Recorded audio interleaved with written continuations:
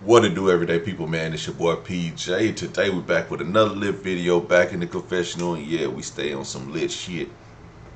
Shout out to the whole Lucky Nation, man. We up in this thing. We gonna keep it lit. One more time. Here go your boy Game. Let's get back into this interview, man. The story is that 50 came in and like wrote the documentary. Like, well, we know that's not true because I have more classic albums than him. And then, but what he did, no, it's not petty. How can it be petty if it's a fact? Right. Because you don't have It's to a throw fact. it out there, though. Like 50 had Get Rich or Die Trying. We all know that the album, like the magnitude of the album was dope at that time in hip hop, and he was a force. And then he had I think the second one was like The Massacre or something like that. And that was a pretty decent album. But really on some real hip hop, 50 had one classic album, like one. Get Rich or Die Trying, and amazing. Me, I've had several, and I'm still here right now, putting out an album in 3 weeks.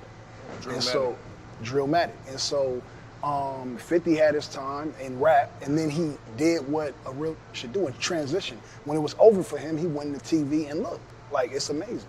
He got a star on Hollywood, you know what I'm saying? People walk on it, step on it every day, and you know, like, that's all cool. I watch BMF, I like Power. The Tommy shit, that was the one where I was like, eh. But I like the Isaac Wright joint that was on NBC, I think. Like, he does amazing in TV, so just like stay there. Right. Yeah. Yeah, Game being a little petty, big dog. Game being a little petty. You know what I'm saying? He telling 50 to stay there.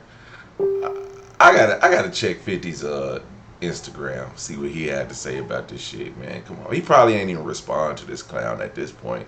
Like, you know, the Game is still doing childish games. You know what I'm saying? Like, I mean, 50 do childish shit too. I ain't gonna lie. 50 a childish ass nigga, but you know, the Game is pretty much doing what Whack 100 is telling him to do. Basically, go on a world tour. You know what I'm saying? Spitting a bunch of drunk facts. You know what I'm saying? This ain't regular facts, my nigga. It's some Henny in that cup.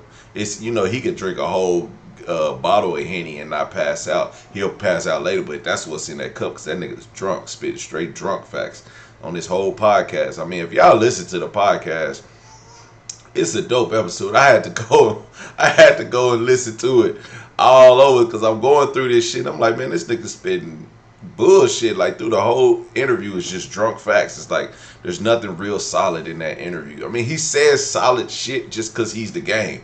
Like, he's had classic albums. We know this. He sold millions of records. He's always been on. He ain't fell off.